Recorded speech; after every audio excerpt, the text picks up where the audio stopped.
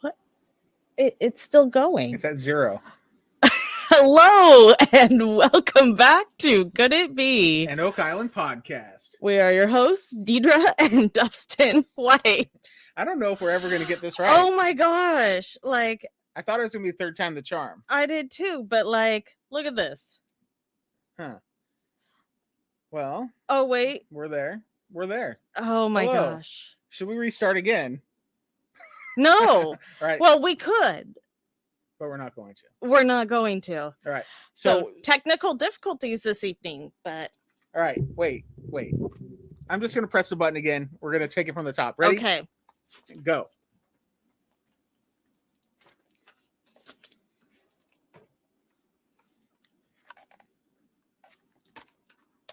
Even hear it in here. It's totally not even playing. You can't hear it? Hello and welcome back to Could It Be? An Oak Island podcast. We are your hosts, Deidre and Dustin White. Wow. We can't even pretend like we've done this almost 100 times.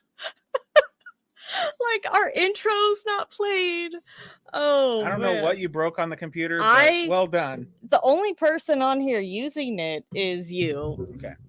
Well, welcome. Hello, everybody. Yeah, welcome let's to rock Could It and Be an roll. Oak Island podcast. We are here to chat about the most recent episode of The Curse of Oak Island, season, let's see, what is this? Season 9, episode 15, Eyes and Boot in the Ground. In the ground. Is it Not, Boots or Boot?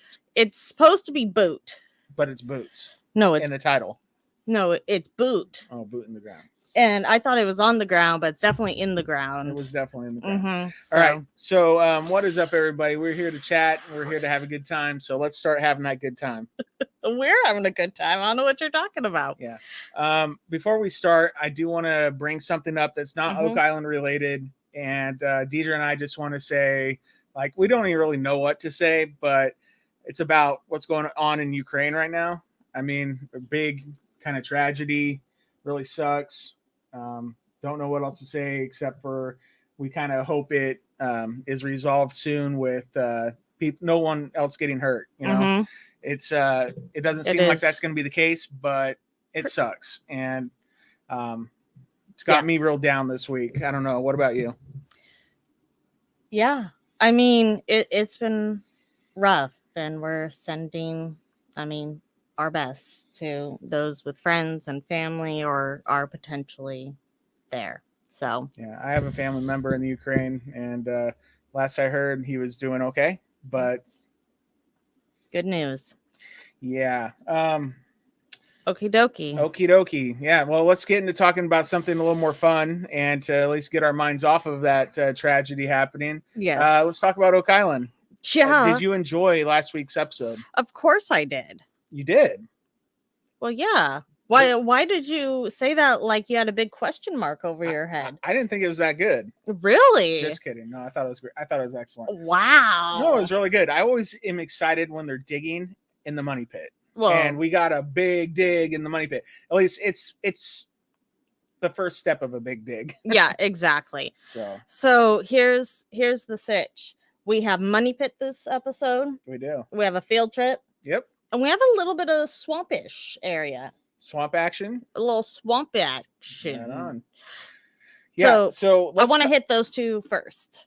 Okay. Yeah. Let's do the road trip to see Dr. McFarlane, because we hadn't seen him on in several seasons, but he is a familiar face. It is let's see, Dr. Chris McFarlane. So we have Charles and Marty going on a field trip, road trip together. And Marty's like, road trip. But I would like to point out, so they're going 300 miles northwest.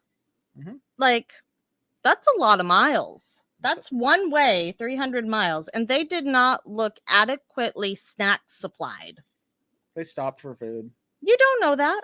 What, just because it's Canada, there's like wilderness and then they'll get to a town suddenly? I'm just saying they had a perfect opportunity for like some product placements, like some Dots pretzels and, like there could have been a nice shot of all their like lined up. There was a missed opportunity.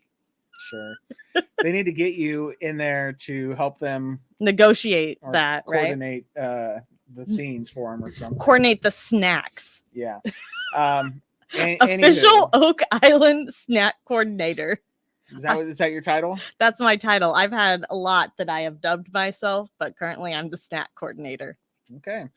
Well, apparently they could not get this work done at like the University of Halifax, which is closer by. Yep. They had to go all the way over to the University of New Brunswick. Correct. And they, like I said at the beginning, they met up with Dr. Chris McFarland. Mm-hmm. He's the guy that did the analysis of Drayton's cross. Yep, the lasers on the cross. With the laser ablation.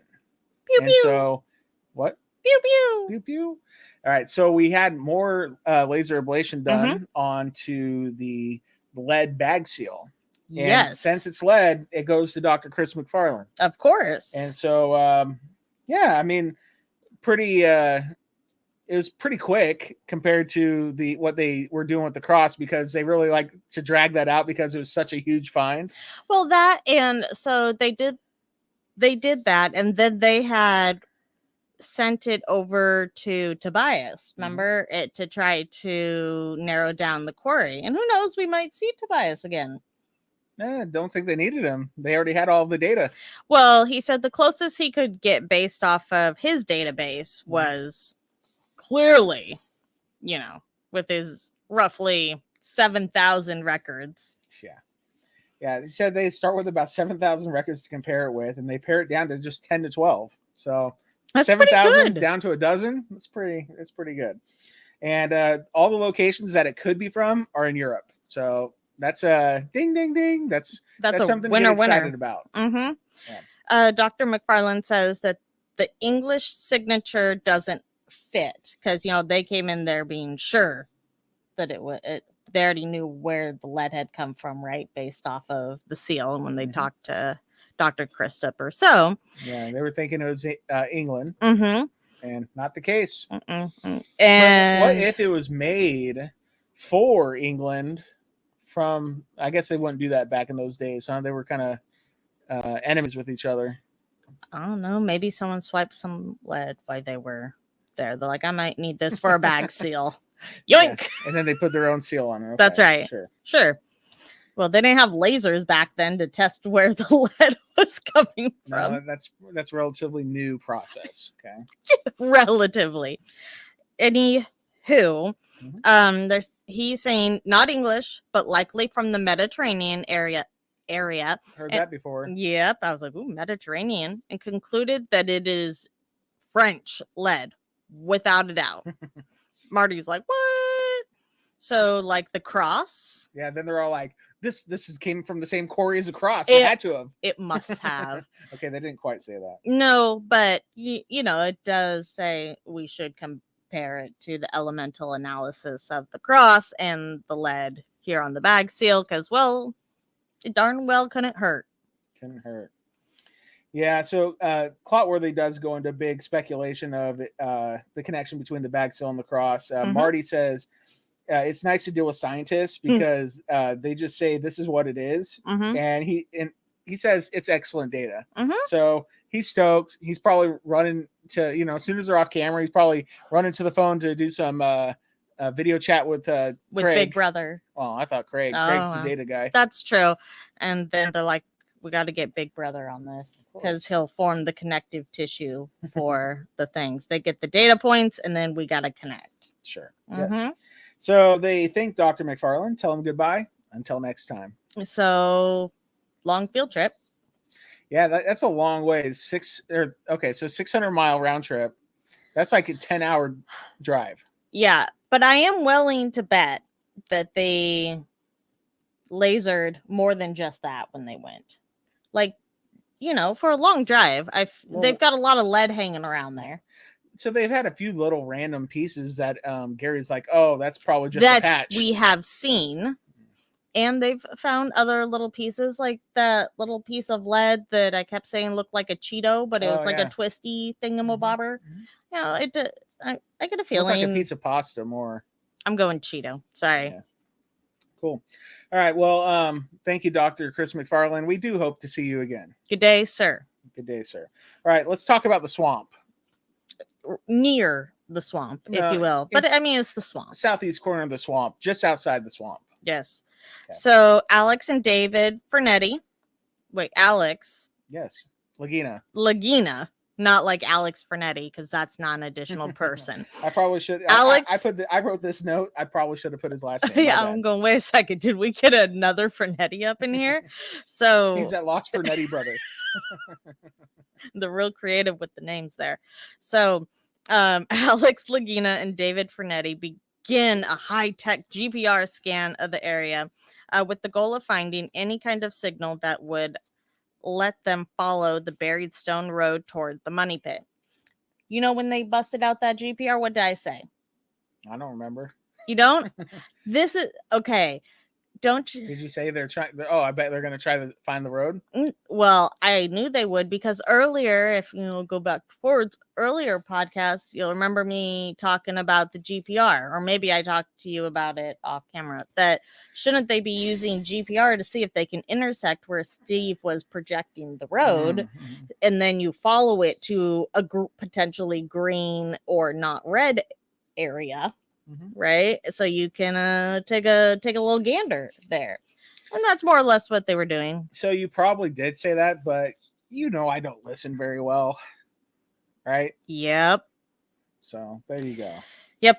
So I heard it all probably, but in one ear and out the other. But good job! I'm so proud of you. And all I'm trying to say is I predicted the future, and that's what was happening. But you did it, like you predicted the past, basically, because that's true. It had already happened. That's true. I predicted the past. Well done. That was awesome. Speaking of flashbacks, we get one of them of finding the other stone pathway, where we get a flashback of Steve saying, "I don't have an opinion, I have facts," and he starts, dishing out his maps to everybody. Yeah.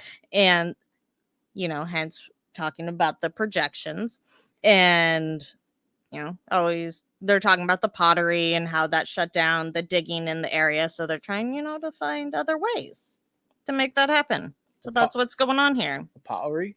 Pottery. How does Gary say it? I don't know. Ask Gary. Okay. Well, he won't let me call him anymore. He doesn't like me very much. Did he call you before? No. Oh, I've chatted with him. Yeah. Have you tried chatting with him again recently? No, not lately. Okay. Not since he turned us down for interview, but he said, "Sorry, I can't." For good reasons. He's like, "It's in my contract." I'm like, "Sure, bro." Hey. Anywho, so they're using the OKM Gebard. Gebard. GPR 3D scanner to collect data. Yeah. And Alex is holding it and, all like trying to scan the ground. And him and David are, trying to figure out a routine. It seems like how Gary and Jack, like Jack keeps them in line for scanning certain ways. And they're trying to learn how to do this so they can be the tag team champions of the GPR. And I get a feeling they figure it out. They want to be Grid Brothers. Grid Brothers. That's right. Scanner Brothers. Yeah. Or cousins. So Alex is, running the device, right? There's a little side interview with Marty, and he says that he hopes that this GPR device can help them chase to the stone road up toward the money pit. And in a side interview with Rick, he says his own of his I see what this is. He says he hopes to be able to take the data to the CCH to work together on advancing the archaeological efforts. What's CCH again? Community, Cultural, and Heritage. So we already know Billy has brought the premiere in, and now they're collecting data to with everybody's powers combined. Hopefully they can continue to work. Go planet. Right now, Laird's been confined to the money pit, his least favorite place. Probably, why he's stuck there is because last year he got so much time in his happy place in the Samuel Ball Foundation. They had to bring him back down. They're like, sorry, we gotta lower expectations of you getting to be happy all the time and doing that. Oh yeah, for sure. All right, so Alex and David check out the results of their scan, and David noted that the scan at the exposed part of the stone road matches what they couldn't see but suspected was beneath the soil leading from their scan site toward the money pit. And he says it looks consistent between both sites. I concur, Alex. That's like a ding, ding, ding. Winner, winner, chicken dinner. So you were right. You predicted the past. I did, and I said they need to be marking this like the actual GPS locations. Yeah. And you know what? They did. Well, in theory, we didn't see it actually happen. Hot dog. Mm-hmm. All right. So Alex says that they appear to be picking it up, and there's a good chance that they're standing on the stone road right now, like where they were talking. And he thinks they may have found it. Mm-hmm. David wanted to continue scanning, and Alex is all for that. So they begin another scan. Yep. There was a little side interview with Alex. Lagina, that is, and he said that if they can find the stone road from the no-go, if they can find the road away from the no-go zone, then they'll be able to dig it up and look for artifacts and maybe find a date to tell them who made it, and it's really encouraging. Basically, let's get out of the red zone. Let's get out of that red zone. The new data looks very similar to what they were seeing. It looks very promising. They call up Steve to get his GPS out there to mark that location, or at least they say they're going to. Yeah, but Steve looked busy elsewhere. Oh yes, he did.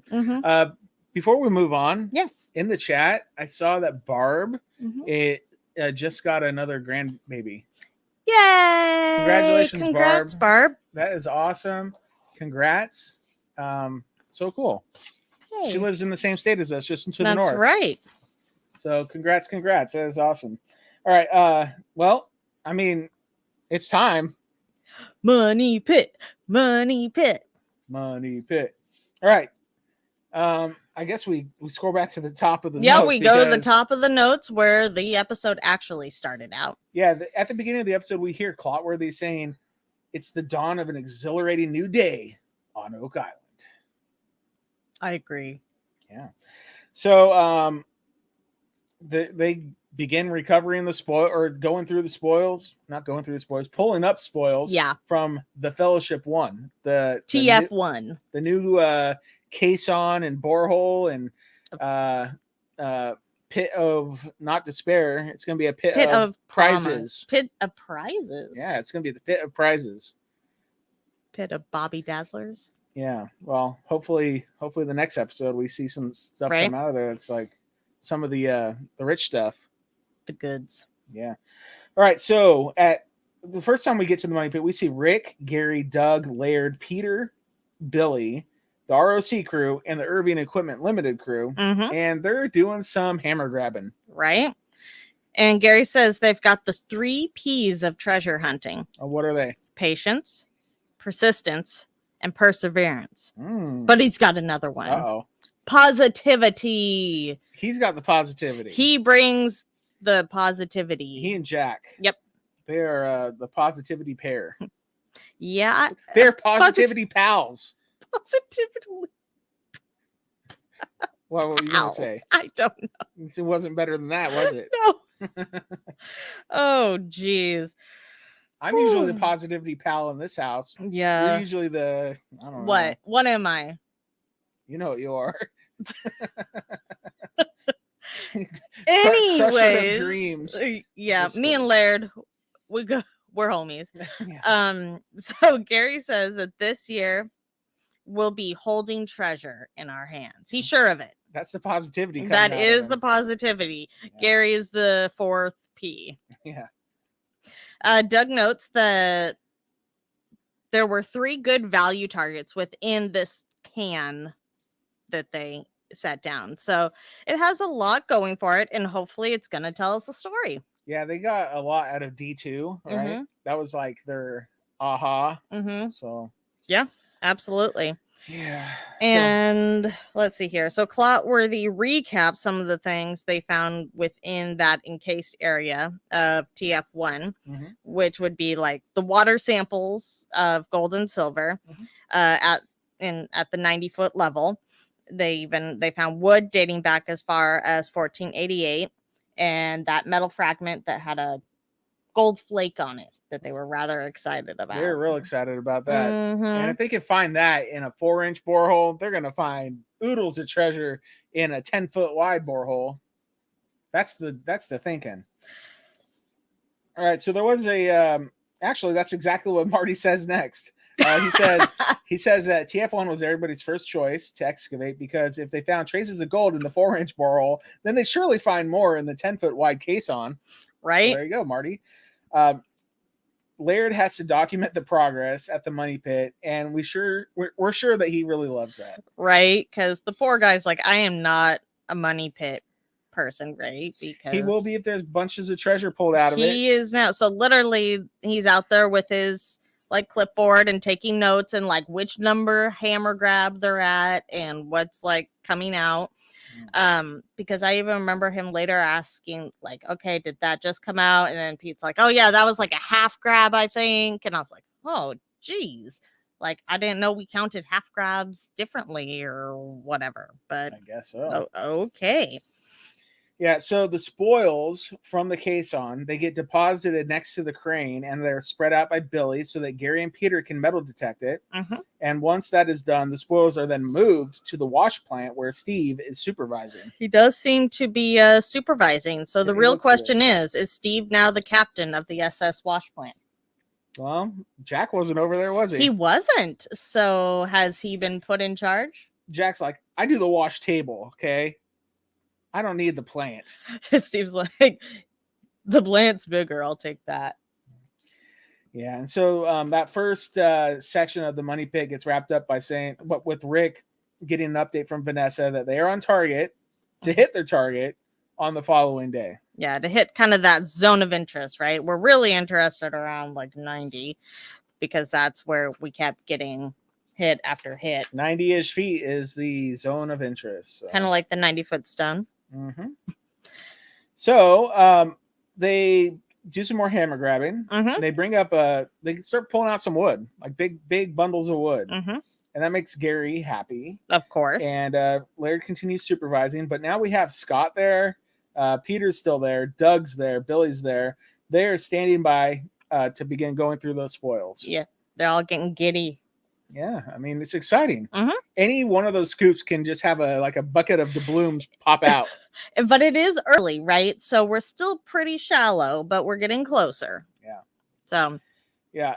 So Gary scans and he doesn't find any metals, but Laird and Scott pick up a large timber and take it to the table to check it out. And Laird calls for a bucket of water and a brush. So instead of scalpel, I'm going to need a bucket of water and a brush to take care of this. Is that so he could look for Lincoln log connectors? Probably. Yeah, probably.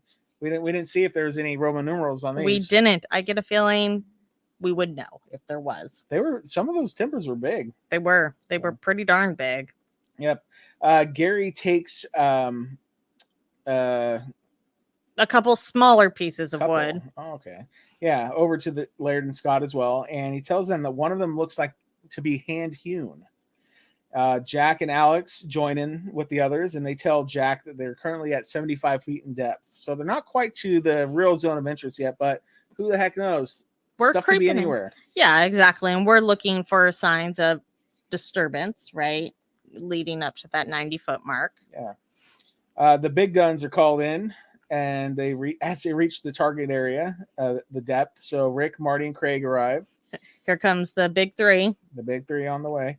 Vanessa is also, coming on over, and she tells the crew that it's a great day to be digging, and she lets them know that they are currently at 81 feet with the can, but 76 and a half feet with the dig. Yeah. So that's what they're pulling out with the hammer grab. Yeah. And as you just said, lower with said can. It could be settling over the Ark of the Covenant as we speak. Well, that's next episode. It looks like. Yeah, that's right. Yeah. Marty asks what depth they found the metal in, and Craig said it was 88 to 89 feet, and they are getting close. Vanessa says that the caisson will be down to 111 feet within a few hours. Oh, but she didn't know about the obstruction. Nope.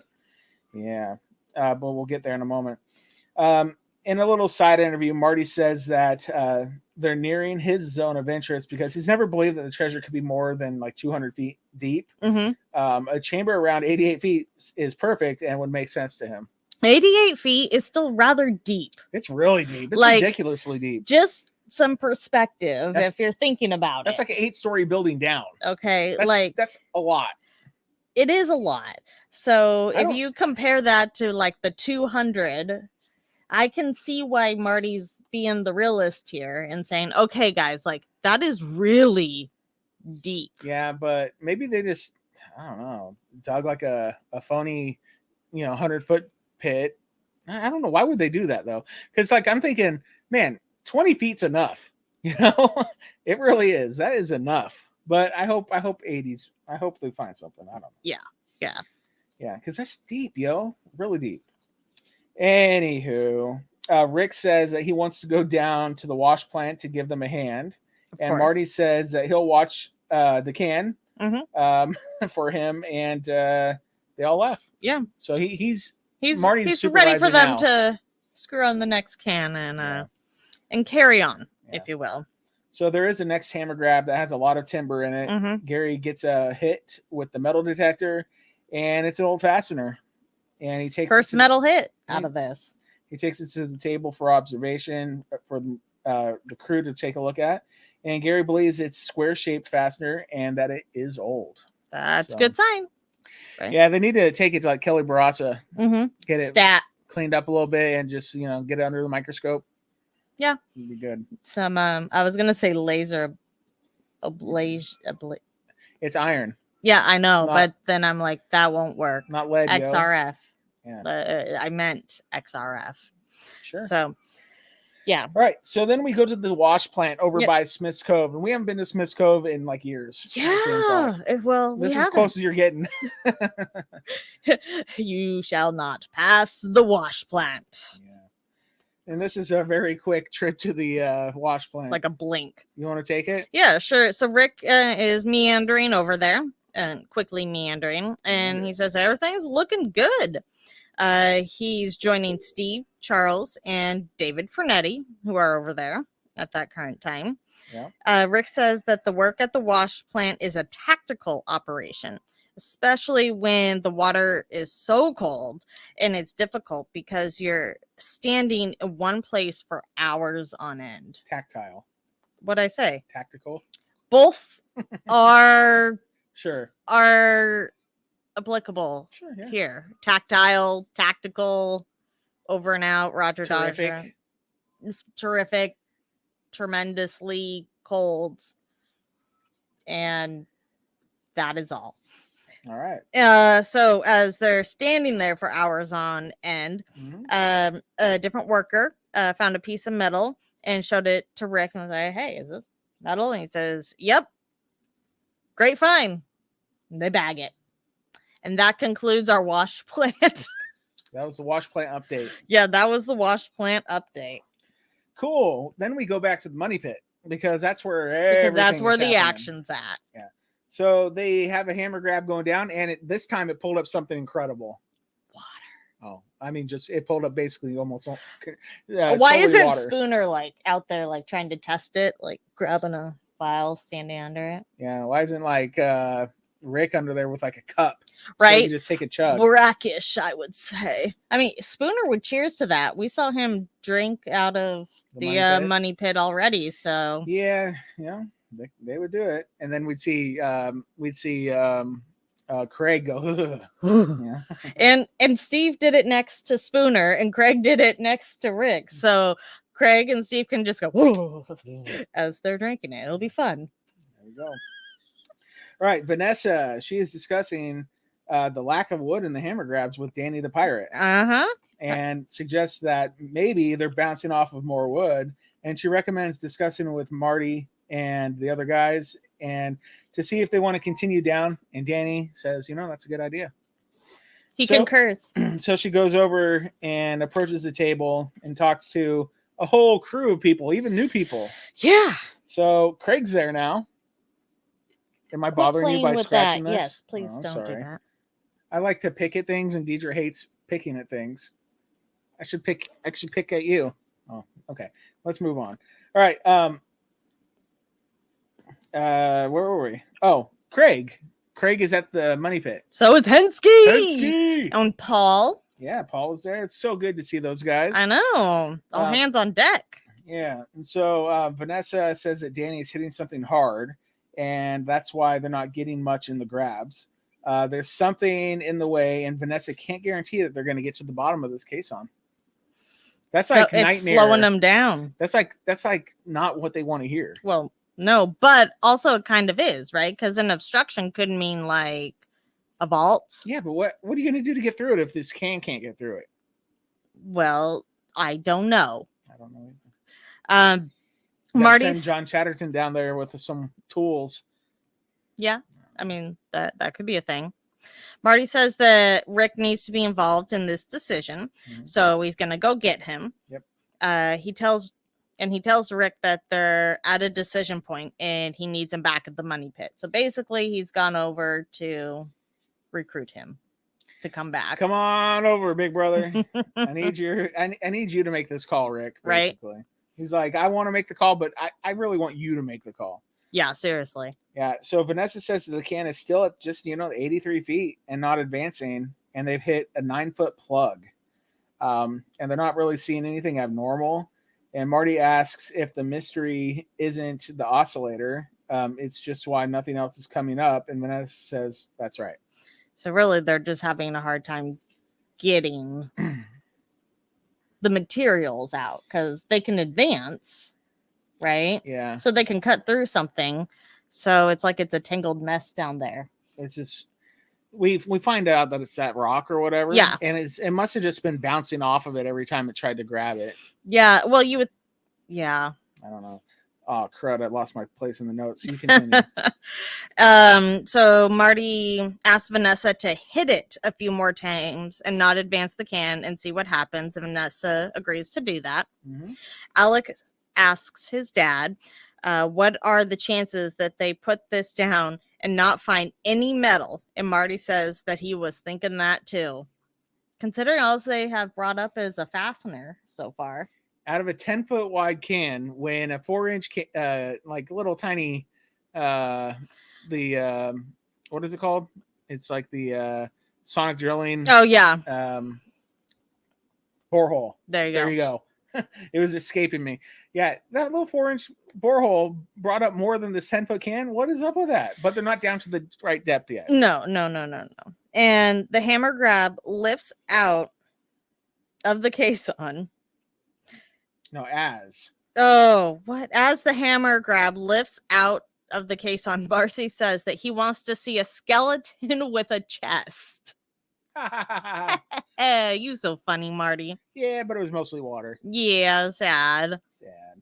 Clotworthy says that the mysterious obstruction is blocking progress. And I was thinking, wow, that sucks.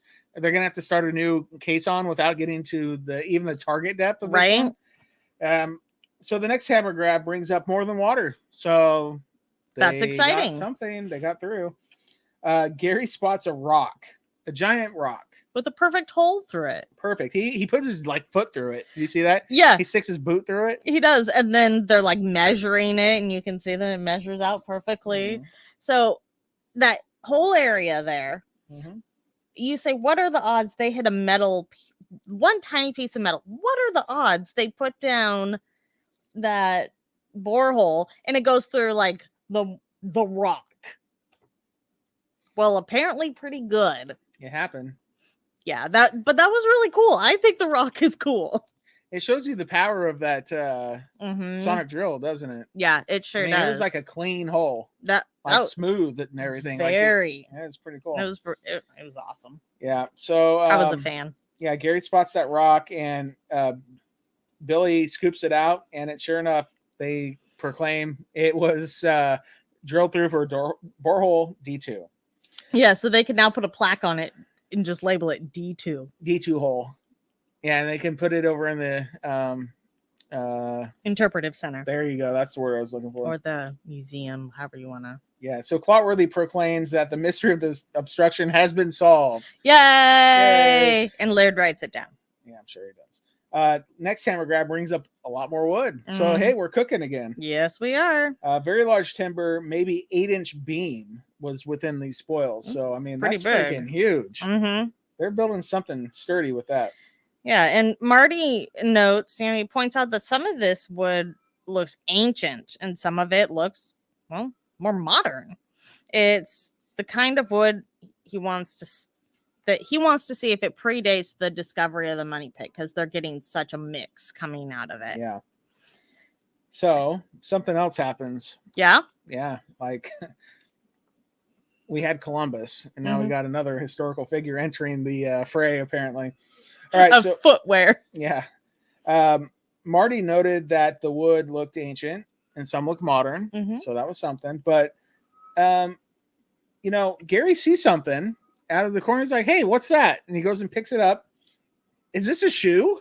And at first it's like, is that leather? Like in a fully intact shoe? Yeah, I mean, that would be incredible if it was like a full. What if it was like from the 13 or 14? It was Columbus's other shoe. Oh my gosh, that'd be so cool. And it made me laugh because when we did that pregame for the season, Laird had said, "Oh yeah, we have another footwear find this year." Well, I see what he was saying. I see you, Laird. He predicted the past. He did predict the past, probably because he was there. He was there. Yeah, so Jack takes the old boot over to the table, and Paul asks if it has a brand or size on the inside. Paul's like instantly ready to investigate it, and Paul's asking the right questions. Well, you can, just by looking at it, I mean, in person, I bet they can tell, oh, this is something that's not ancient. Well, yeah, but Paul instantly thinks, okay, then whose is it? And he doesn't care that it's not ancient. He's going to get the information. Yep. He's a thinker. For sure. Vanessa informs the team that they're at a depth of 90 feet with a dig. So zone of interest, the zone of interest, but they were anticipating to get to 111 that day. That's true. But the day kind of ended right there with at about 90 feet. So we get more of that borehole for the next episode. It's because D2 stopped. It slowed them down. It sure did. So looking at this boot, Doug did some quick research on it with Paul, it looks like. And it says Kaufman on the boot. And he found that they were a Canadian rubber company making these types of boots in 1908 and 1909.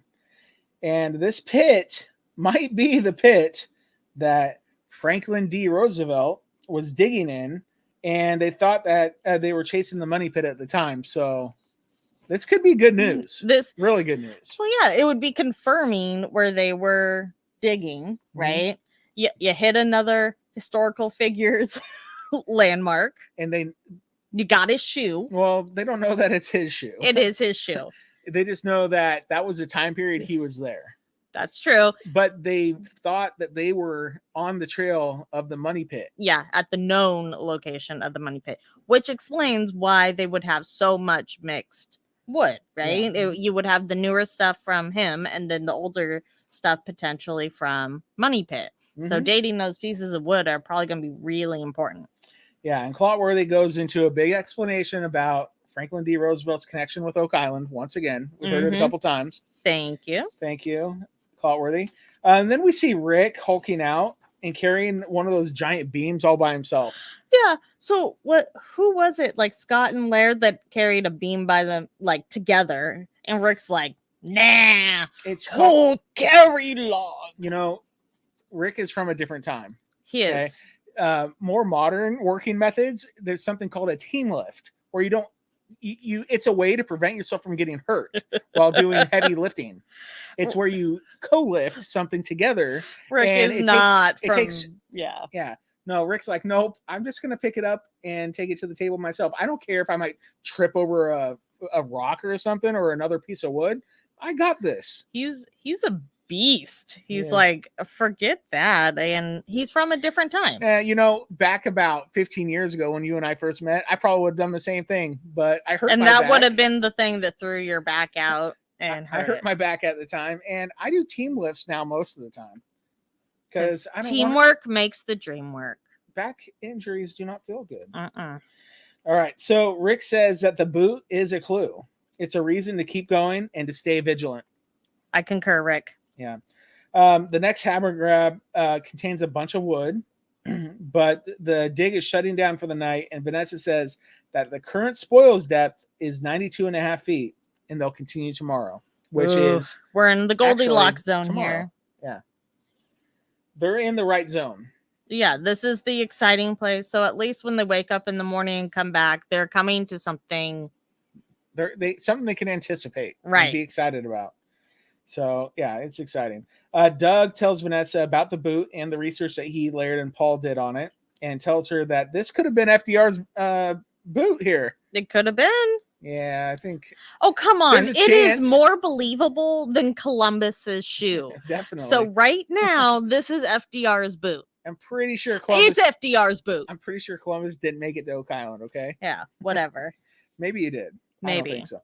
But FDR, well, it's likely that it could be, because literally he was working with what, 10 or 15 people? I mean, 1 out of 10 or 15 is much better than. That's why we need to know what size it is. So we can compare it to FDR's foot size. Yeah, we can do like a Cinderella in reverse. Yeah, well, might be kind of gruesome. No, not actually try it on them, but maybe they kept records somewhere of their boot sizes. I bet you there are some Franklin Roosevelt shoes in a museum somewhere. Yeah, exactly. Yeah. Well, ask Doug. Aren't you friends with him? When did I tell you I was friends with Doug? I don't know. You're friends with Steve. Ask Steve. Ask Steve what? Do you know what FDR's boot size is? Ask him what size the boot was that they found, and then you could go and find out. First things first, they FDR. don't actually tell me like exclusive information. Okay. You're That's still friendly. Exclusive. That's true. That's true. Yeah. Anywho. And then Paul, let's see. Where was I? This is good because they believe they knew where the money pit. This is Doug telling Vanessa stuff. And it could account for the new and old wood that they're seeing. Yep. And it could have rolled the clock back 112 years. And now they know where they were exploring in 1909. Yeah, because they predicted the past. Yeah. So Billy has to be the Billy. He's being the Laird. He totally is. Yeah, he's like, there's a flaw with that, guys. They didn't find it. So thanks, Billy. Why should we be excited we're in the same pit as these guys? Speaking of, I expected Laird to pop up and be like, it's a rock. With the D2. And like, he should have. That would have been. No, it would have been even better if, like, I don't know, Steve showed up and he's like, this is part of the treasure. And then he's like, Laird's like, it's a counterweight or whatever. And then like Laird's like, it's a rock, bro. That would be pretty good. Oh, that would have been marvelous. It's part of the treasure. This is what they used to use in Mayan times to pay each other. Big stones with holes cut out of them. It's a rock. It's a lipstick too. Oh, Laird, you're a hero. He is pretty great. All right, so Marty countered Billy, and he went against his own word in this episode, which is insane. Yeah, he's like, "Well, they just didn't go deep enough, Billy." And I'm thinking, "Well, you think they went deeper than that, huh?" I thought you didn't think they went deeper than that. I thought it was an offset chamber. He was just trying to say, "Billy, stop." It's like, Billy, don't crush my spirit. Little optimism, Billy. Stop being a Laird. Yeah, that's pretty good though. Oh, man.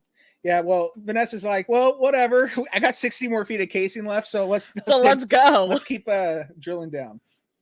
Wait, that's a Maddie Blake thing. Yeah, my bad. Yeah. All right, so Marty says that they'll declare victory for the day. I guess the boot's a good victory. It's something. It's interesting. Yeah, it's seriously. Different. It's data. Yeah. But they're going to go home, go to sleep, get back in the morning, and Rick says that he's going to declare, we are not giving up.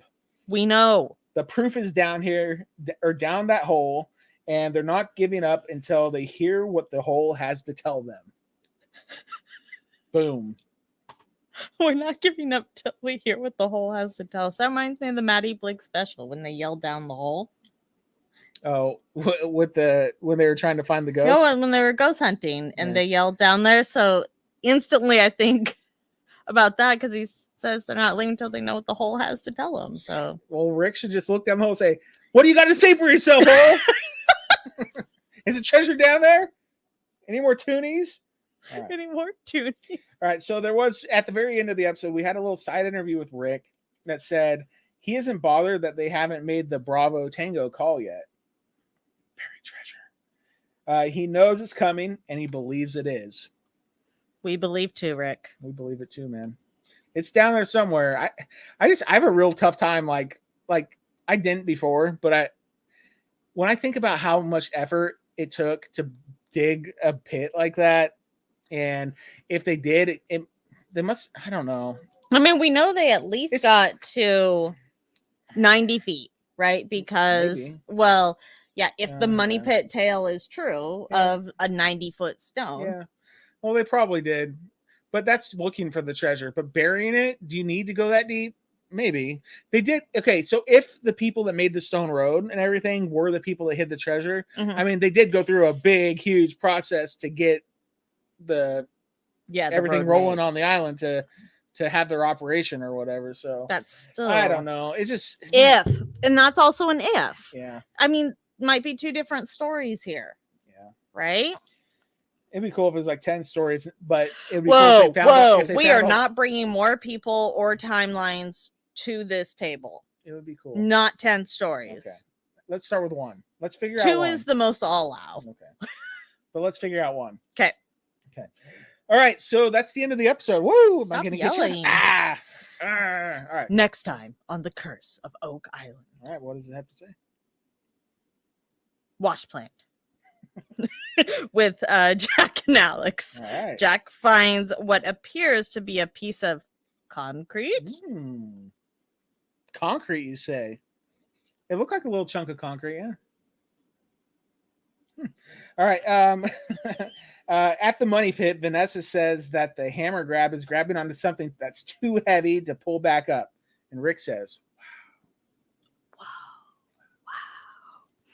wow. Gary and David are metal detecting the spoils.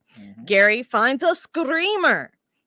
And he looks very surprised. And says, wow. So lots of wows. Well, it's a wow kind of episode. Wow. All right. Marty is in the archaeology trailer. Uh-oh. I had to say something, didn't I? Here we go.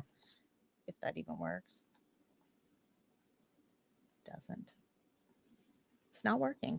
Laird man. All right. Literally, it's not even coming in there. Weird. All right. Well, I pressed the archaeology trailer button for the bumper. Anywho, what is it? What am I saying here? He's handing an artifact to Kelly Barassa. There you go. And they run it through the XRF machine, and it detects freaking gold. Stop yelling. Well, I'm excited. I know. That's true. It's gold.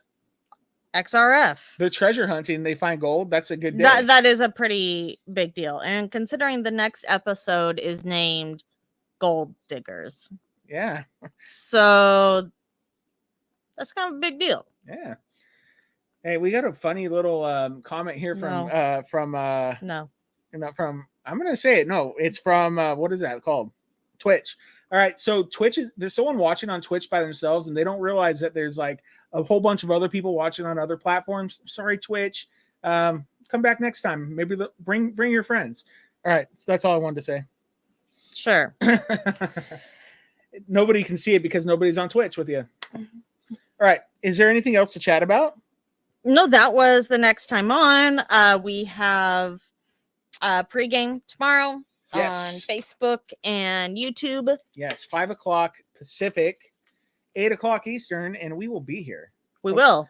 Chatting, pre-gaming. We'll be on Twitch too. Can that Twitch guy bring his friends? Sure. There you go. Okay. So, what do we have? How people can get a hold of us? Yeah, we can. You can email us. OakIslandPodcast@gmail.com. Yes, we're also on Facebook and Instagram at Oak Island Podcast. We have a website. We do. OakIslandPodcast.com. You can buy merch. There might be, we have the most recent well, we don't have the most recent. I will release the newest Guptill gear tomorrow because I did all the prep work for the design that's white instead of black, so it can show up on dark designs, and that wasn't up last week. Well, good job. Thanks. So well done. That'll be available. We also have a phone number. Yeah, you could give us a call on the Oak Island Podcast hotline. It's 360-836-4549. We're on Twitter. Be like Marty Lagina and give us a call sometime. He left us a yes, message. Twitter at Oak Island Pod. Yeah, we haven't been on the Twitter in a while. No, they're not. They're I fine, just haven't been over there in a while. Yeah, maybe it's better. I don't know. Oh, look in the chat. Susan over on Facebook posted all of our links. Thank you, Susan. You're amazing. You are amazing. And you can go to patreon.com/Oak Island Podcast to support us there if you like. And what else we got? Well, that's it. So that's it. Until next time. Could it be?